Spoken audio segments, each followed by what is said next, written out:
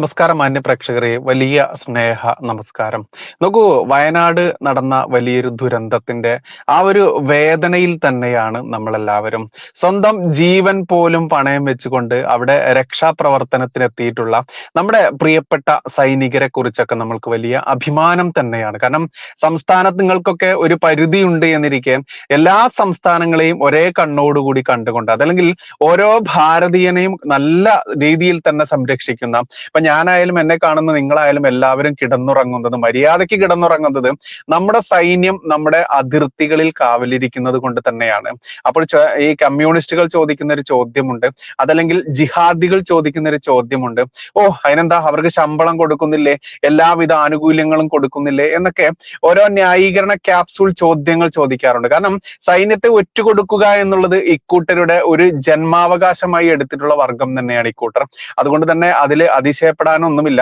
ഞാൻ പറഞ്ഞു വരുന്നത്, നമ്മുടെ ഈ വീഡിയോയിൽ കാണിക്കുന്ന ഒരു തൊപ്പിക്കാരൻ, ഒരു മുസ്ലിയാർ, അതല്ലെങ്കിൽ ഒരു മദ്രസ അധ്യാപകൻ, ഇവന്റെ പേരെന്തെന്നോ ഇവൻ ആരെന്നോ എനിക്ക് കൃത്യമായിട്ട് അറിയില്ല എന്നുള്ളതാണ് യാഥാർത്ഥ്യം.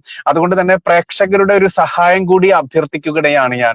അത് എന്തിനാണ് എന്നുള്ളത് ഞാൻ ഒരു വീഡിയോ കാണിച്ചു തരാം, അതിന്റെ ഓഡിയോ പിന്നീട് ഞാൻ കൃത്യമായിട്ട് കാണിച്ചു തരാം. അത് നോക്കാം നമുക്കതൊന്ന്. നമുക്ക് ഞാൻ ഈ ലൈറ്റ് ഒന്ന് കെടുത്തുന്നുണ്ട്, കണ്ടോ? ഇവനാണത്, ഇവനെയാണ് ഈ കാണുന്നത്. കാരണം ഞാനിത് വീഡിയോ ആയിട്ട് തന്നെ കാണിക്കുന്നത് എന്താന്ന് ചോദിച്ചാൽ, ഇവിടെ ഒരു പിക്ചർ കാണിച്ചുകൊണ്ട് അല്ലെങ്കിൽ ഒരു ഓഡിയോ കാണിച്ചുകൊണ്ട് നമ്മൾ ഒരു വിഷയം ചെയ്യുന്ന സമയത്ത് അതിന്റെ ഒറിജിനൽ വീഡിയോ കാണിക്കടാ എന്ന് പറഞ്ഞു വരുന്ന ഇസ്ലാമിക നാമധാരികളെയും, അതല്ലെങ്കിൽ കമ്മ്യൂണിസ്റ്റ് മതേതര ഹിന്ദുവിനെയും മതേതര ക്രിസ്ത്യാനിയെയൊക്കെ നമുക്ക് കാണാൻ പറ്റും. അത്തരത്തിൽ അത് ചോദിക്കേണ്ട എന്ന് കരുതിയിട്ടാണ് ഈ വീഡിയോ കാണിച്ചത്. ഇനി ഇവൻ ഈ വീഡിയോയിൽ പറയുന്ന വാക്കുകൾ, ഇവൻ എന്നല്ല ഇവനെ പറയേണ്ടത്, ഈ പന്നിയുടെ മോൻ, അതല്ലെങ്കിൽ ഈ മലമൈ ഡാഷ് മോൻ എന്ന് തന്നെ അക്ഷരം തെറ്റാതെ വിളിക്കേണ്ടതുണ്ട്. കാരണം നമ്മുടെ ഭാരതത്തിന്റെ സൈന്യത്തെ അവഹേളിക്കുക എന്ന് പറഞ്ഞാൽ അതിൽ പരം ഒരു രാജ്യദ്രോഹം വേറെ എന്തുണ്ട് എന്നതാണ് യാഥാർത്ഥ്യം. അതുകൊണ്ട് ഇവൻ പറയുന്ന ഇവന്റെ പൂർണ്ണമായിട്ടുള്ള വാക്കുകൾ അത് കേട്ടിട്ട് നമുക്ക് ഓടി തിരിച്ചു വരാം.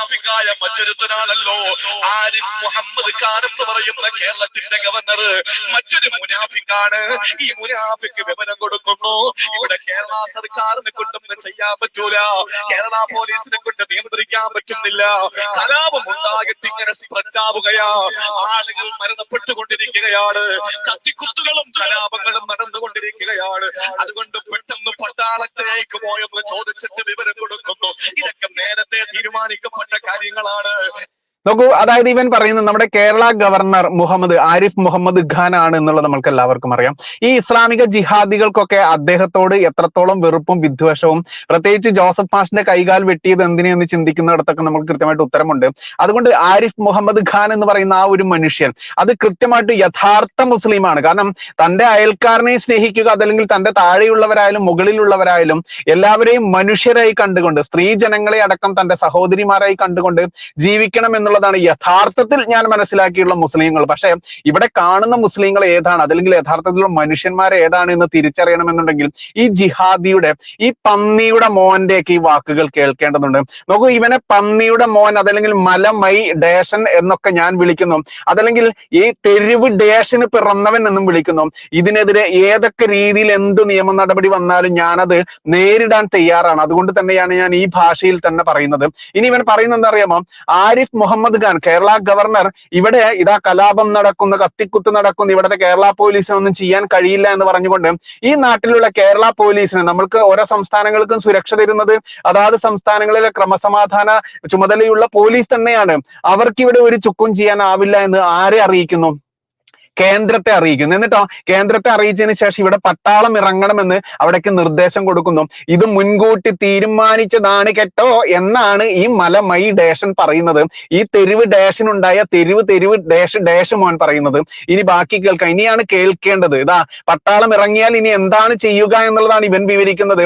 ഇവന്റെയൊക്കെ വീട്ടിൽ ഇവൻ ചെയ്തു കൂട്ടുന്ന ചെറ്റത്തരങ്ങൾ, തെണ്ടിത്തരങ്ങൾ, പൊലയാട്ട് തരങ്ങൾ, അതാണ് ഇവൻ ഇനി വിളിച്ചു പറയുന്നത്. ഇവന്റെ ബാപ്പയും ഇവന്റെ ഉമ്മയും എല്ലാം ഇവന്റെ മനസ്സിലേക്ക് സൈന്യത്തെ കുറിച്ച് ഇത് പറയുമ്പോൾ കടന്നു വന്നിട്ടുണ്ടായിരിക്കാം. അതായിരിക്കും ഇവന് ഇത്തരത്തിൽ പറയാനുള്ള പ്രചോദനം ഉണ്ടായിട്ടുണ്ടായിരിക്കുക. ഇനി കേട്ടു നോക്കാം, എന്താണ് സൈന്യം ചെയ്യുക എന്നുള്ളതാണ്. ഇവിടെ നമ്മൾ കണ്ടുകൊണ്ടിരിക്കുന്ന വയനാട് ദുരന്തത്തിൽ സൈന്യം എന്താണ് ചെയ്തുകൊണ്ടിരിക്കുന്നത്? നമ്മുടെ നാടിന് വേണ്ടി സൈന്യം എന്താണ് ചെയ്തുകൊണ്ടിരിക്കുന്നത്? എല്ലായിടത്തും നമ്മുടെ സൈന്യത്തിന്റെ കണ്ണുള്ളത് കൊണ്ട് പണ്ട് കാലങ്ങളിലൊക്കെ, ഇപ്പൊ നരേന്ദ്രമോദിജി വരുന്നതിന് മുൻപൊക്കെ മിക്കയിടത്തും ബോംബ് സ്ഫോടനങ്ങളും തീവ്രവാദി ആക്രമണങ്ങളും ഒക്കെ സ്ഥിരം വാർത്തകളിലൂടെ കണ്ടിരുന്ന മനുഷ്യന്മാരാണ് നമ്മൾ.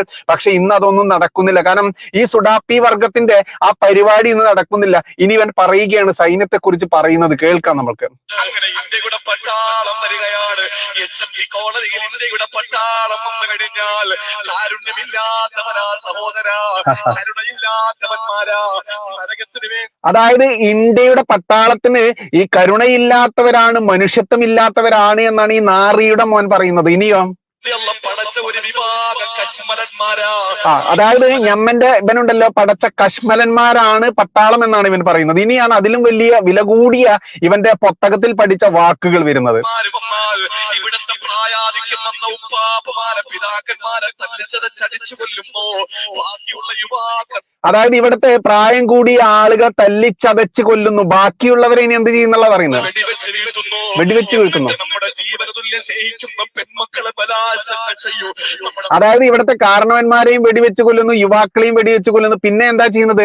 ഇവിടുത്തെ നമ്മുടെ കൃഷ്ണമണി പോലെ, കണ്ണിലെ കൃഷ്ണമണി പോലെ നോക്കി നടത്തുന്ന നമ്മുടെ സഹോദരിമാരുണ്ടല്ലോ, അവരെ ബലാത്സംഗം ചെയ്യുന്നു എന്നാണ് അക്ഷരം തെറ്റാതെ ഈ നായിന്റെ മോൻ പറഞ്ഞിരിക്കുന്നത്. ഈ നായിന്റെ മോന്റെ പേരും ഈ നായിന്റെ മോന്റെ അഡ്രസ്സും അറിയുന്നവർ ദയവായി തരിക. ഇവനെതിരെ കൃത്യമായിട്ട് നടപടികളിലേക്ക് പോവേണ്ടതുണ്ട്. ഇവന്റെ അഡ്രസ്സും വിവരങ്ങളും അറിയാത്തത് കൊണ്ട് തന്നെയാണ് ഇങ്ങനെ പറയുന്നത്. അതുകൊണ്ട് ആ വിവരം അറിയുന്നവർ, ഇവനെ കാണുന്ന ഇവന്റെ നാട്ടുകാരുണ്ടായിരിക്കുമല്ലോ, അവിടെ ഈ ജിഹാദികൾ മാത്രം ആയിരിക്കില്ലല്ലോ ഉണ്ടാവുക. അതുകൊണ്ട് ഇവന്റെ ഡീറ്റെയിൽസ് ഉള്ളവർ തരിക. ഇവിടെ കമന്റ് ബോക്സിലോ അതല്ലെങ്കിൽ നമ്മുടെ ചാനൽ നമ്പർ ഇതിന്റെ അടിയിൽ കാണിക്കുന്നുണ്ട്, 9961471470 എന്ന ആ നമ്പറിൽ വാട്സപ്പ് ചെയ്യുക. ഇവന്റെ പൂർണ്ണ ഡീറ്റെയിൽസ് അറിയുന്ന ആളുകൾ, ഇവനെ തിരിച്ചറിയുന്ന ആളുകൾ. നോക്കാം നമുക്ക് ബാക്കി. പാവപ്പെട്ട സഹോദരിമാരെ ക്രൂരമായിട്ട് ബലാത്സംഗം ചെയ്യൂ. അത് നാളത്തെ സുപ്രഭാതത്തിലായി കൂടുന്നുണ്ടോ? ഇതൊക്കെ നടന്നല്ലേ മറ്റ് സ്റ്റേറ്റുകൾ നമ്മൾ കണ്ടത്? നോക്കൂ, എത്ര സ്റ്റേറ്റുകളിലാണ് ഇവൻ കണ്ടത്. അതായത് നമ്മുടെ സഹോദരിമാരെയും മക്കളെയും നമ്മുടെ പേരക്കുട്ടികളായിക്കോട്ടെ, അമ്മമാരായിക്കോട്ടെ, ഇവരെയൊക്കെ ബലാത്സംഗം ചെയ്ത് നമ്മൾ കണ്ടല്ലോ എന്നാണ് പറയുന്നത്.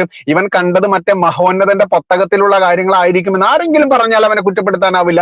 ഇനി ബാക്കി കേൾക്കാം. കാശ്മീരിന്റെ അവസ്ഥ എന്താ? ഒന്നുകൂടെ കേൾക്കാം ഇവന്റെ ഫുൾ വാക്കുകൾ. മുഹമ്മദ് ഖാൻ എന്ന് പറയുന്ന കേരളത്തിന്റെ ഗവർണർ മറ്റൊരു മുനാഫിക്കാണ്. ഈ മുനാഫിക്ക് വിവരം കൊടുക്കുന്നു. ഇവിടെ കേരള സർക്കാരിനെ കൊണ്ടൊന്നും ചെയ്യാൻ പറ്റൂല, കേരള പോലീസിനെ കൊണ്ട് നിയന്ത്രിക്കാൻ പറ്റുന്നില്ല. കലാപം ഉണ്ടായിട്ട് ഇങ്ങനെ പ്രഖ്യാപുകയാ, ആളുകൾ മരണപ്പെട്ടുകൊണ്ടിരിക്കുകയാണ്, കത്തിക്കുത്തുകളും കലാപങ്ങളും നടന്നുകൊണ്ടിരിക്കുകയാണ്. അതുകൊണ്ട് പെട്ടെന്ന് പട്ടാളത്തെ അയക്കുമോ എന്ന് ചോദിച്ചിട്ട് വിവരം കൊടുക്കുന്നു. ഇതൊക്കെ നേരത്തെ തീരുമാനിക്കപ്പെട്ട കാര്യങ്ങളാണ്. അങ്ങനെ ഇന്ത്യയുടെ പട്ടാളം വരികയാണ്. HMP കോളനിയിൽ ഇന്ത്യയുടെ പട്ടാളം വന്നു കഴിഞ്ഞാൽ കാരുണ്യമില്ലാത്തവരാ സഹോദരാ, കരുണയില്ലാത്തവന്മാരാ, നരകത്തിന് വേണ്ടിയുള്ള പടച്ച ഒരു വിഭാഗം കശ്മലന്മാരാ. ഈ കശ്മലന്മാര് വന്നാൽ ഇവിടുത്തെ പ്രായാധിക്യം വന്ന ഉപ്പാപ്പമാരെ പിതാക്കന്മാരെ തല്ലിച്ചതച്ചടിച്ചു കൊല്ലുമ്പോ ബാക്കിയുള്ള യുവാക്കളെ വെടിവെച്ച് വീഴ്ത്തുന്നു. എന്നിട്ട് നമ്മുടെ ജീവനതുല്യം സ്നേഹിക്കുന്ന പെൺമക്കളെ ബലാത്സംഗം ചെയ്യൂ. നമ്മുടെ പാവപ്പെട്ട സഹോദരിമാരെ ക്രൂരമായിട്ട് ബലാത്സംഗം ചെയ്യൂ. അത് നാളത്തെ സുപ്രഭാതത്തിലായി കൂടുന്നുണ്ടോ? ഇതൊക്കെ നടന്നല്ലേ മറ്റ് സ്റ്റേറ്റുകൾ നമ്മൾ കണ്ടത്? കാശ്മീരിന്റെ അവസ്ഥ എന്താ? നോക്കൂ, ഇനി ഇവിടെ ഒരു ചോദ്യം എനിക്ക് ചോദിക്കാനുള്ളത്, ഇവിടെ തന്നെ നമ്മുടെ ഈ ലൈവ് വീഡിയോയിൽ തന്നെ കമന്റ് ഇടുന്ന, ഞാനും മുസ്ലിം ആണെന്ന് പറയുന്ന ആളുകളൊക്കെ ഇവിടെ കമന്റ് ഇടുന്നുണ്ട്. ഈ കമന്റ് ഇടുന്ന ആളുകളോട്, ഇവിടെ നല്ല മുസ്ലിങ്ങൾ ചീത്ത മുസ്ലിങ്ങൾ എന്ന രണ്ട് വിഭാഗമുണ്ടെങ്കിൽ നിങ്ങൾ ഈ പറയുന്ന ഈ നൂൽപുട്ട് തൊപ്പിക്കാരനെ, ഈ നാറിയെ, ഈ തന്തയ്ക്ക് പിറക്കാത്തവനെ, അതല്ലെങ്കിൽ പല തന്തമാർക്കുണ്ടായവനെ, ഈ രാജ്യദ്രോഹിയെ തള്ളി പറയാൻ നീയൊക്കെ തയ്യാറാണോ എന്ന് പച്ചയ്ക്ക് ചോദിക്കുകയാണ്. അങ്ങനെയാണെങ്കിൽ ഇവൻ ആരാണ് എന്നുള്ളത്, ഇവനെതിരെ എത്രത്തോളം ആളുകൾ രംഗത്ത് വരുമെന്നുള്ളത് പച്ചയ്ക്ക് കാണിക്കുക. കാരണം അപ്പോൾ നമുക്കിവിടെ സമ്മതിക്കാം, നിങ്ങൾ നല്ല മുസ്ലിങ്ങളാണ്, രാജ്യസ്നേഹികളാണ്, ഭാരതം എന്ന് പറയുന്ന ഈ രാജ്യമാണ് നിങ്ങൾക്ക് അപേക്ഷിതമായിട്ട് ആദ്യം വേണ്ടതെന്നാണ്, നിൽക്കുന്ന കൊമ്പ് വെട്ടരുത് എന്നുള്ളതൊക്കെ നിങ്ങൾ ചിന്തിക്കുന്നുണ്ടെങ്കിൽ നിങ്ങൾ ഒന്ന് പറയുക.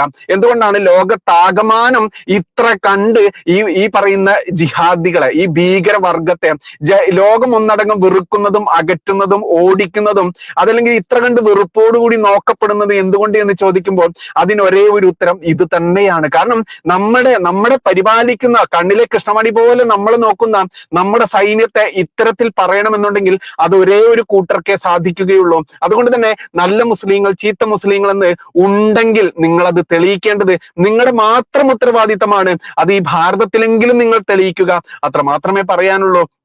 ഇനി മാത്രമല്ല, ഇവർക്ക് എന്തുകൊണ്ടാണ് ഈ സൈന്യത്തെ ഇത്ര കണ്ട് വെറുപ്പും അറപ്പും വരുന്നതെന്ന് അറിയാമോ? ഇവന്മാരുടെ മറ്റൊന്നുകൊണ്ടുമല്ല. അതായത് ഈ നാട് സംരക്ഷിക്കുക, ഈ നാട് ഇസ്ലാമിക കൊടും ഭീകരവർഗത്തിൽ നിന്ന് രക്ഷിക്കുക. പാകിസ്ഥാൻ പോലുള്ള ഇവന്റെയൊക്കെ DNA പരിശോധിച്ചാൽ വല്ല ഇമ്രാൻഖാന്റെ മറ്റേ ഖാൻമാരുടെയൊക്കെ സാധനമായിരിക്കും കിട്ടുക. അവിടെ നിന്ന് ഇവിടേക്ക് വന്ന് വെടിവെച്ച് പോയന്മാരിൽ ഉണ്ടായതായിരിക്കാം. ഇത്തരത്തിൽ ഈ ദുഷ്ടവർഗത്തിന്റെ ആ മനസ്സിലിരിപ്പ് എന്താണ്? ഈ രാജ്യത്ത് എന്നും കലാപങ്ങളും, ഈ രാജ്യത്ത് എന്നും അസമാധാനവും ഉണ്ടായിരിക്കണം. കാരണം ഇവന്മാർ എവിടെയൊക്കെ ഉണ്ടോ അവിടെയെല്ലാം സംഭവിക്കുന്നത് ഇത് തന്നെയാണ് എന്നുള്ളത് UK ആയാലും ഫ്രാൻസ് ആയാലും ഏതൊക്കെ രാജ്യങ്ങൾ നിങ്ങൾ എടുത്തു നോക്കൂ, അവിടെ എല്ലാം കാണാൻ പറ്റും. അതുകൊണ്ട് തന്നെ ഈ പന്നിയുടെ മോനെ, പന്നിയെ എന്ന് പോലും പറയാൻ പറ്റില്ല, പന്നിക്കൊക്കെ പന്നിയുടേതായുള്ള ആ ഒരു മര്യാദയുണ്ട്. അതുകൊണ്ട് പന്നിയെ പോലും കുറ്റം പറയാനൊക്കില്ല. മൃഗങ്ങൾക്ക് മനുഷ്യന്മാരെക്കാൾ നന്ദിയും സ്നേഹവും കടപ്പാടും ഉണ്ട് എന്നുള്ളത് നമുക്കറിയാം. അവ പ്രകൃതിയുമായി അവരാ ചേർന്നുകൊണ്ടാണ് ജീവിക്കുന്നത്, പ്രകൃതിയെ ദോഷം ചെയ്യില്ല. അതുകൊണ്ട് തന്നെ അവരെയും കുറ്റപ്പെടുത്താനാവില്ല. അത്രയ്ക്ക് നികൃഷ്ടനായുള്ള ഈ ജന്തു ഒന്നും പറയുന്നില്ല, ഈ ജീവിയുടെ അഡ്രസ് അറിയുന്നവർ ദയവായിട്ട് നമ്മുടെ ഈ നമ്പറിൽ മെസ്സേജ് അയക്കുക. അതല്ലെങ്കിൽ നമ്മുടെ ഇതിന്റെ കമന്റ് ബോക്സിൽ നിങ്ങൾക്ക് ചെയ്യാം. ഇവനെതിരെ ഏതറ്റം വരെ പോകാനും നമ്മൾ തയ്യാറാണ്. അതിന് വേണ്ടിയിട്ട് തന്നെ നമ്മുടെ ഒരു ആക്ഷൻ കൗൺസിൽ പോലും ഉണ്ടാക്കിയിട്ടുണ്ട്. അത്തരത്തിൽ ആർക്കൊക്കെ ഇവനെ കൃത്യമായിട്ട് ടാർഗറ്റ് ചെയ്ത് ഐഡന്റിറ്റി തരാൻ പറ്റുമെന്നുണ്ടെങ്കിൽ തരുക, അത്ര മാത്രമേ പറയാനുള്ളൂ. ഞാനൊരു നീണ്ട യാത്രയിലാണ്, ആ യാത്രക്കിടയിലാണ് ഈ വീഡിയോ കണ്ടത്. അതുകൊണ്ട് ഇത്രയെങ്കിലും ഈ പറയുന്ന ഡാഷ്മോന്റെ ഡാഷ് എത്ര ഡാഷ് ചേർത്താലും ആ ഡാഷിൽ ആവശ്യമുള്ള കാര്യങ്ങൾ നിങ്ങൾ ചേർക്കുക. എന്റെ സൈന്യത്തെ, എന്റെ രാജ്യത്തെ, എന്റെ രാജ്യത്തിന്റെ നീതിന്യായ വ്യവസ്ഥയെ, എന്റെ രാജ്യത്തിന്റെ സംസ്കാരത്തേക്ക് അപമാനിക്കുന്ന ഈ നാറിയുടെ മുഖമടച്ചുള്ള അടിയായിരിക്കണം ഓരോ ആളുകളും ഈ വീഡിയോ മാക്സിമം ആളുകളിലേക്ക് എത്തിക്കുക. കാരണം നമ്മൾക്ക് ഇയാളെ ഐഡന്റിഫൈ ചെയ്യാൻ പറ്റിയിട്ടില്ലെങ്കിലും നിങ്ങൾ ഇത് ഷെയർ ചെയ്യുമ്പോൾ അതിലൂടെ കൃത്യമായിട്ട് ഇവന്റെ വിവരങ്ങൾ കിട്ടും. അത് കൃത്യമായിട്ട് നമ്മൾക്ക് ആവശ്യമുണ്ട് എന്ന് പറയുകയാണ്. ഓരോ ഭാരതീയനും സംസ്കാരവാഹകരായിട്ടുള്ള ഭാരതത്തിന്റെ ആ സംസ്കാരത്തിൽ, ആ കരുത്തിൽ അഹങ്കരിക്കുന്ന അതല്ലെങ്കിൽ അഭിമാനിക്കുന്ന ഓരോരുത്തരും ഈ ഡാഷ്മോന് കൊടുക്കുന്ന ഓരോ അടിയാവട്ടെ ഈ വീഡിയോ മാക്സിമം ആളുകളിലേക്ക് എത്തിക്കുക. ഇവന്റെ വിവരങ്ങൾ ശേഖരിക്കേണ്ടതുണ്ട് എന്ന് മാത്രമേ കൂട്ടിച്ചേർക്കാനുള്ളൂ. ഇതുപോലെയുള്ള വർഗത്തിന്റെ ഏത് വീഡിയോ ആര് കണ്ടു കഴിഞ്ഞാലും നമ്മുടെ ഈ ചാനൽ നമ്പറിൽ തരിക. ഇത്തരത്തിലുള്ള ഒന്നിനെയും തലപൊക്കാൻ അനുവദിക്കാൻ പാടില്ല. കാരണം നമ്മുടെ സൈന്യത്തിന്റെയും നമ്മുടെ ഭാരതത്തിന്റെയും സകലമാന ഉച്ചിഷ്ടവും നക്കിക്കൊണ്ട്, ആനുകൂല്യങ്ങളും നക്കിക്കൊണ്ട് നമ്മുടെ രാജ്യത്തിനെതിരെയും നമ്മുടെ സൈന്യത്തിനെതിരെയും ഇങ്ങനെ പ്രസംഗിക്കുന്ന ഇവനെയൊക്കെ ഒരിക്കലും വെച്ച് പൊറുപ്പിക്കാനാവില്ല.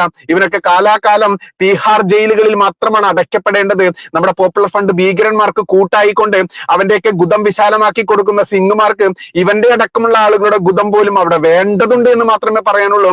അത്ര കണ്ട് ക്രൂരതയോടെ സംസാരിക്കുന്ന ഈ ചെറ്റയുടെ മുഖമടിച്ചുള്ള ഓരോ അടിയുമാവട്ടെ ഈ വീഡിയോ മാക്സിമം ഷെയർ ചെയ്യുക.